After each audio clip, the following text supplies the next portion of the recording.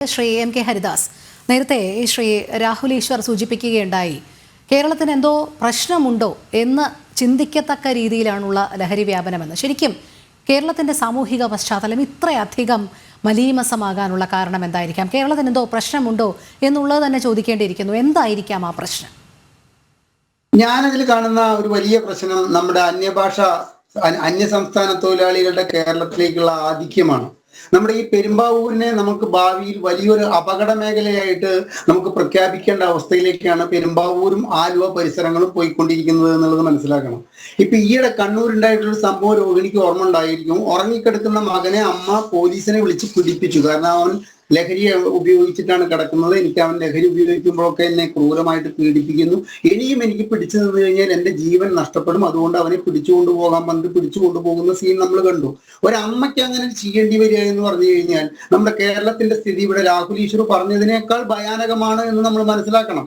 കാരണം ആ സ്ത്രീക്ക് ശാരീരിക പീഡനങ്ങൾ അനുഭവിച്ചിട്ട് മടുത്തു. മാത്രവുമല്ല, മകനെ ഡി അഡിക്ഷൻ സെന്ററിലൊക്കെ കൊണ്ടാക്കിയിട്ടും അവർക്ക് യാതൊരുവിധ മോചനവുമില്ല. അതുകൊണ്ട് പോലീസ് പിടിച്ചു കൊണ്ടുപോകൂ എന്ന് ഉറങ്ങിക്കിടക്കുമ്പോൾ പറഞ്ഞിട്ട് പിടിച്ചു കൊണ്ടുപോയി. ഇനി മറ്റൊരു കേസ് റിപ്പോർട്ട് ചെയ്തിരിക്കുന്നത് എന്താ? അമ്മയെ കഴുത്തറുത്തു കൊന്ന മകൻ, ലഹരിക്കടിമയായ മകൻ അമ്മയെ കഴുത്തറുത്തു കൊന്നു. എന്നിട്ട് അവൻ പറഞ്ഞ ഡയലോഗ് എന്താ?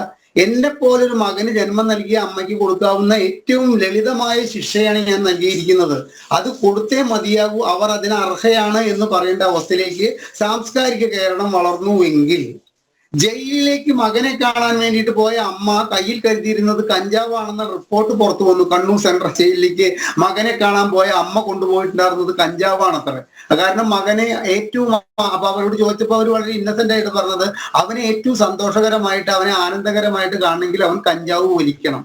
അപ്പൊ ഇത്തരം ഒരു സാഹചര്യത്തിലേക്ക് കേരളം എത്തിച്ചേർന്നു. മകനെ നൊന്തുപെറ്റ് പ്രസവിച്ച മകനെ അമ്മ പോലീസിനെ കൊണ്ട് പിടിപ്പിക്കുന്നു. അവൻ ഡ്രഗ്സ് ഉപയോഗിക്കുന്ന കാരണം കൊണ്ട് അമ്മയുടെ കഴുത്തറുത്തെടുക്കാൻ തയ്യാറാവുന്നു. പറവൂരെ ചേന്നമംഗലം എന്ന് പറഞ്ഞ സ്ഥലത്ത് 3 പേരെ കൊന്നിട്ട് 4ാമത്തെ ആളെ കൊല്ലാൻ പറ്റാത്തതിലെ ഒരു ഡ്രഗ്സ് ഉപയോഗിക്കുന്ന പ്രതി അങ്ങേയറ്റം ദുഃഖിതനായിട്ട് വിളിച്ചു പറയുന്നു, എനിക്ക് അദ്ദേഹത്തിനെയായിരുന്നു ലക്ഷ്യം, അദ്ദേഹത്തിനെ കൊല്ലാൻ കഴിയാത്തതിൽ ഞാൻ ദുഃഖിതനാണ്. ചെന്താമരയായാലും കഞ്ചാവ് ഉപയോഗിക്കുന്ന വ്യക്തിയാണ് നമ്മുടെ പോത്തുണ്ടിയിലത്തെ ചെന്താമരയായാലും. അപ്പൊ ഇത്തരം സാഹചര്യം കേരളത്തിൽ എങ്ങനെ വന്നു എന്നുള്ള എന്നോടുള്ള രോഹിണിയുടെ ചോദ്യത്തില്, ഇവിടുത്തെ അന്യഭാഷാ സംസ്ഥാന തൊഴിലാളികൾ ഇവിടേക്ക് വരുന്നത്, എനിക്ക് കുറച്ച് ഈ ലേബർ കോൺട്രാക്ട് ഒക്കെ ആയിട്ട് പരിചയമുള്ള കുറച്ച് ആൾക്കാരുണ്ട്. അപ്പൊ അവിടെ ഈ തൊഴിലിൽ വന്നവർ പറയുന്നത് ഇതാണെന്ന്, ഞങ്ങളുടെ നാട്ടിൽ കിട്ടുന്നതിനെക്കാട്ടിലും സുലഭമായിട്ട് ഇവിടെ കഞ്ചാവ്, ഈ സിന്തറ്റിക് ഡ്രഗ്സിനെ കുറിച്ചിട്ട് അവർ പറയുന്നില്ല, കഞ്ചാവ് ഏറ്റവും സുലഭമായി കിട്ടുന്ന സ്ഥലം കേരളമാണെന്ന് ഞങ്ങളുടെ നാട്ടിൽ എല്ലാവർക്കും അറിയാം. അതുകൊണ്ടാണ് ഈ ചെറുപ്പക്കാർ മുഴുവൻ തന്നെ കേരളത്തിലെ ലക്ഷ്യം വെച്ചിട്ട് തമിഴ്നാട്ടിലേക്ക് പോകാതെ ഇവിടേക്ക് വരുന്നത്. ഇവിടെ കഞ്ചാവ് സമൃദ്ധിയായി കിട്ടുന്നു എന്ന് പറയുന്നു. അപ്പൊ ഇത്തരം ഒരു സാഹചര്യമൊക്കെ കേരളത്തിൽ ഉണ്ടായിച്ചു കഴിഞ്ഞാൽ ഇത് ഉറങ്ങുന്നവരെ വിളിച്ചുണർത്താം, ഉറക്കം നടിക്കുന്നവരെ നമുക്ക് വിളിച്ചുണർത്താൻ സാധിക്കുകയില്ല.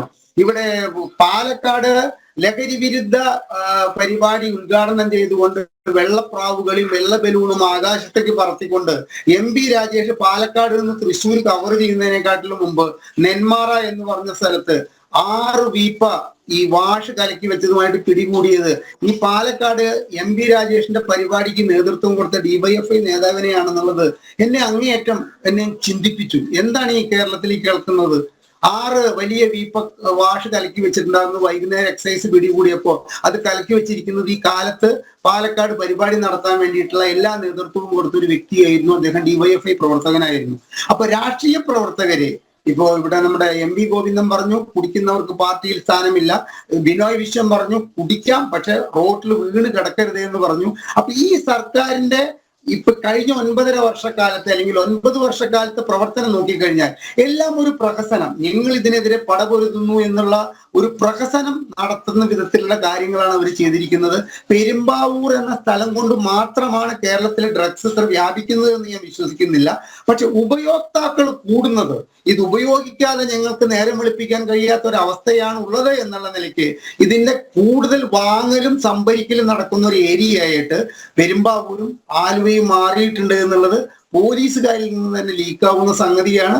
അപ്പൊ സർക്കാർ ഏറ്റവും കൂടുതൽ വേണ്ടത് അതിഥി തൊഴിലാളി എന്ന് പേരിട്ടോട്ടെ അല്ലെങ്കിൽ അന്യസംസ്ഥാന തൊഴിലാളി എന്ന് പേരിട്ടോട്ടെ, അവരെ ശക്തമായിട്ട് നിരീക്ഷിക്കാൻ ഒരു സംവിധാനം ഉണ്ടെങ്കിൽ ഈ കഞ്ചാവിന്റെ വരവിനെയും അതിന്റെ ഉപയോഗത്തെയും ഒരു പരിധി വരെ നിയന്ത്രിക്കാൻ കഴിയുമെന്നാണ് എനിക്ക് തോന്നുന്നത്.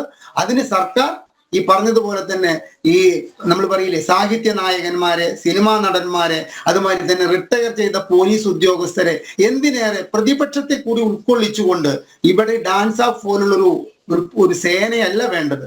ഇത്തരക്കാരെ ഉൾക്കൊള്ളിച്ചുകൊണ്ട് ഒരു ബോധവൽക്കരണം താഴെ തട്ടിൽ നിന്ന് തുടങ്ങിയിട്ട് എല്ലാവരിലേക്കും എത്തിക്കാൻ കഴിയേണ്ട ഒരവസ്ഥ വന്നിട്ടില്ലെങ്കിൽ കേരളം ഡ്രഗ്സ് മാഫിയയുടെ ഒരു ഈറ്റില്ലമായി മാറുമെന്ന കാര്യത്തിൽ എനിക്ക് സംശയമൊന്നുമില്ല രോഹിണി. അതെ, ശ്രീ ഉല്ലാസ് ബാബു, അവസാനമായി നമ്മൾ എല്ലാ മേഖലകളിലും ലഹരിയുടെ ഉപയോഗവും വ്യാപനവും ഒക്കെ കണ്ടു. പക്ഷേ നമ്മൾ ഇന്നത്തെ ചർച്ചാ വിഷയമായി എടുത്തത് സിനിമാ മേഖലയിലെ ലഹരി ഉപയോഗമാണ്. കാരണം അതിൻ്റെ അളവും തോതും രാസലഹരിയുടെ ഉപയോഗവും ഒക്കെ വലിയ രീതിയിൽ ഭയപ്പെടുത്തുന്ന തരത്തിലാണ്. അതുമാത്രമല്ല, വമ്പൻ സ്രാവുകളെ പിടികൂടാൻ എവിടെയൊക്കെയോ ഒരു മെല്ലെപ്പൂക്ക് നയം അധികാരികളുടെ ഭാഗത്തു നിന്നുണ്ടാകുന്നു എന്നുള്ളതിൻ്റെ അടിസ്ഥാനത്തിലാണ് അത് നമ്മൾ ചർച്ചാ വിഷയമാക്കിയത്. ഞാൻ വീണ്ടും അതുതന്നെയാണ് ചോദിക്കുന്നത്. നമ്മുടെ സിനിമാ മേഖലയെ പിടിമുറുക്കിയിരിക്കുന്ന ഈ ലഹരി മാഫിയ അത് കൃത്യമായി അത് ആസൂത്രണത്തിൻ്റെ ഭാഗമായി തന്നെ ഇത് പരസ്യമായി സിനിമകൾ ഉപയോഗിക്കുകയും ലഹരിയുടെ ഉപയോഗം സിനിമയിലൂടെ കൊണ്ടുവരികയും ചെയ്യുന്ന ഒരു ഗൂഢസംഘം ഇതിൽ പ്രവർത്തിക്കുന്നുണ്ട്. അവരുടെ ഇഷ്ടങ്ങൾക്കനുസരിച്ച് പ്രവർത്തിക്കുന്ന അണിയറ പ്രവർത്തകരുമായി മാറുന്ന ഒരു മേഖലയായി, അല്പം കൂടി തീവ്രമായി ജനങ്ങളിലേക്ക് എത്തുന്ന തരത്തിലേക്കുള്ള ഒരു മേഖലയായി സിനിമാ മേഖല മാറിക്കഴിഞ്ഞു എന്നുള്ളതാണ്. രോഹിണി, നമ്മൾ അത് കൃത്യമായി തന്നെ ഇതൊരു വലിയ നെക്സസ് ആണ് രോഹിണി. നേരത്തെ ഹരിദാസ് സാർ പറഞ്ഞ രണ്ട് കാര്യങ്ങൾ മറന്നു പോകാതിരിക്കാനാണ്. അദ്ദേഹം പറഞ്ഞ ഒരു കാര്യത്തിൽ എനിക്കൊരു വിയോജിപ്പുണ്ട്. എന്താ ഇത് പ്രതിപക്ഷവും വിഭാഗവും അതുപോലെ തന്നെ റിട്ടയർഡ് അധ്യാപകരും പോലീസ് ഉദ്യോഗസ്ഥരും അടങ്ങുന്ന വലിയൊരു ടീമിനുണ്ടാക്കണം എന്ന് പറഞ്ഞു. അതിൽ അദ്ദേഹം പറഞ്ഞു സിനിമാക്കാരെ കൂടി ഉൾപ്പെടുത്തണം. വേണ്ട സാറേ, അവരെ കൊണ്ട് ഇപ്പം തന്നെ തൊഴിലില്ലാത്ത അവസ്ഥയാണ്. ഇനി അവരെ കൂടി ഉൾപ്പെടുത്തിയിട്ട് ഇത് വീണ്ടും ആ ടീമും കൊളായി പോവുള്ളൂ. കാരണം എല്ലാ സിനിമക്കാരും പറയല്ല, ഇപ്പോഴത്തെ മുഖ്യ യുവതലമുറയുടെ വക്താക്കളെന്ന് പറയപ്പെടുന്ന വിഭാഗക്കാരെ കൃത്യമായി നിരീക്ഷിച്ചാൽ പ്രതിസന്ധികൾ നമുക്ക് വളരെ വ്യക്തമായി മനസ്സിലാക്കും. രോഹിണി ചോദിച്ച ചോദ്യത്തിലേക്ക് വരികയാണെങ്കിൽ അതേപോലെ തന്നെ അദ്ദേഹം പറഞ്ഞ മറ്റൊരു കാര്യം, ഒരു പെൺകുട്ടി ആൺകുട്ടിയുടെ പോലീസ് സ്റ്റേഷനിൽ പോയി മയക്കുമരുന്ന് കേസുകളിൽ പ്രതിയാണോ എന്ന് ചോദിച്ചു എന്ന് പറഞ്ഞു. ആൺകുട്ടികൾക്കും അതേ അവസ്ഥ വിവിധ പോലീസ് സ്റ്റേഷനുകളിൽ പോയി ചോദിക്കേണ്ടി വരുന്നൊരു സാഹചര്യം കൂടി നമ്മുടെ അവിടെ ഉണ്ടായിരിക്കുന്നു എന്നുള്ളതാണ് മറ്റൊരു പ്രയാസം എന്നുള്ളത്. അടുത്തൊരു കാര്യത്തിലേക്ക് വരിക, സിനിമയിലേക്ക് വരികയാണെങ്കിൽ എങ്ങനെയാണ് ഈ സിനിമാ വ്യവസായത്തിനകത്ത് ഇതൊരു വലിയ താരമായി മാറുന്നത്? സിനിമയിൽ വിവിധ താരങ്ങളും ഒപ്പം തന്നെ ഒരു താരമായി MDMA-യും ഈ ഹൈബ്രിഡും ഈ സിന്തറ്റിക്കും ഒരു താരമായി വന്നുകൊണ്ടിരിക്കുകയാണ്. അവിടെ എന്ന് പറഞ്ഞാൽ അത് പണ്ട് മുതലേ അങ്ങനെയാണല്ലോ. സിനിമാ മേഖല എന്ന് പറയപ്പെടുന്ന മേഖല ഒരു ഷൂട്ടിംഗ് നടക്കുന്ന സമയത്ത് സ്വാഭാവികമായിട്ടൊരു സെറ്റ് ഉണ്ടാവുകയാണെങ്കിൽ അതൊരു സെലിബ്രിറ്റി ഇടമായിട്ടാണ് എല്ലാവരും കാണുക. അവിടേക്ക് കണ്ടിട്ടില്ലേ, അവിടേക്ക് കടക്കരുത്, ഇവരങ്ങനെ കെട്ടിവെക്കും. നമ്മുടെ നടക്കാൻ പോലും അവർ ചിലപ്പോൾ അവർ സമ്മതിച്ചില്ല. കാരണം എന്താണ്, അത് സീനിൽ വരും, അതുകൊണ്ട് മാറി നിൽക്കൂ എന്നൊക്കെ പറഞ്ഞ് ഇവർ ജാതി പഠിപ്പിക്കലേക്കില്ല. അപ്പോൾ ആളുകൾ പതുക്കെ മാറി നിൽക്കും, അയ്യോ സീനിൽ എങ്ങാനും പെട്ടാലോ. അപ്പോൾ ഇതിനങ്ങനത്തെ ഒരു ചങ്ങല അവർ ഉണ്ടാക്കി വെച്ചിട്ടുണ്ട്, ഒരു അതിർത്തി ഉണ്ടാക്കി വെച്ചിട്ടുണ്ട്. അപ്പോൾ അതിനകത്തേക്ക് ആരും കടന്നു ചെല്ലില്ല. അപ്പോൾ അവിടെ ഇങ്ങനെ സുഖമായിട്ട് വിഹരിക്കാം, സ്വാഭാവികമായിട്ട് ചോദ്യം ചെയ്യാൻ ആരുമില്ല. മാത്രമല്ല ഇത് കഴിച്ചിട്ട് കിളി പോയി വരുന്നവൻ അവിടെ ആരാധകരല്ലേ, അപ്പോൾ ആളുകൾക്ക് കൂടുതൽ അട്രാക്ഷൻ ഉണ്ടാവും. അപ്പോൾ ഈ ആരാധക വൃന്ദത്തിന് മുന്നിലും ഇതൊരു പ്രയാസമല്ല, ഇതൊരു ചോദ്യവുമില്ലാത്ത സ്ഥലമായി മാറുന്നു. മാത്രമല്ല ഇത് കൈകാര്യം ചെയ്യുന്നതിന് കേരവൻ സംസ്കാരങ്ങൾ വരുന്നു. ഒപ്പം തന്നെ ഇവർക്ക് കൊടുത്തിട്ടുള്ള റൂമുകൾ അടക്കമുള്ള കാര്യങ്ങളിൽ ഇതൊക്കെ കൈകാര്യം ചെയ്യുന്നതിനും കൂടുന്നതിനും മറ്റുള്ള കാര്യങ്ങൾക്കൊന്നും പ്രയാസമില്ലാതെ വരുന്നു. അപ്പോൾ ഇതിനകത്ത് സാഹചര്യങ്ങൾ അനുകൂലമായി വരുമ്പോൾ അവിടെ കൂടുതൽ ഉപയോഗം വരുന്നു എന്നുള്ളതാണ്. അവിടെ ഈ മേഖലയിലെ വ്യക്തമായിട്ട് ടാർഗറ്റ് ചെയ്തുകൊണ്ട് ഇവിടെ ഇതിനെ നമ്മൾ മീൻ പിടിക്കാൻ പോവില്ലേ ചില ആൾക്കാർ, എന്ത് ചൂണ്ടലും കൊണ്ട് പോവില്ലേ, അതേപോലെ തന്നെ നേരത്തെ നമ്മൾ ഈ ചർച്ചാ വിഷയമായിട്ടുള്ള ഒരു വിഭാഗം, ആ വിഭാഗം കൃത്യമായിട്ട് ഈ ചൂണ്ടൻ പിടിച്ചിരിക്കുകയാണ്. ആരാണ് ഇതിനകത്ത് ചൂഞ്ചയിലുള്ളതെന്ന് വെച്ചാൽ അവനെ അങ്ങോട്ട് ചൂണ്ടുക, ആ ചൂണ്ടിയിട്ട് അതിന്റെ തലച്ചോറ് അങ്ങോട്ട് വെടുപ്പാക്കുന്ന ഒരു ശൈലിയിലേക്കും ഈ വിഭാഗം പോകുന്നുണ്ട് എന്നൊരു മാത്രമാണ് ഞാൻ ഇടപെടുന്നത്.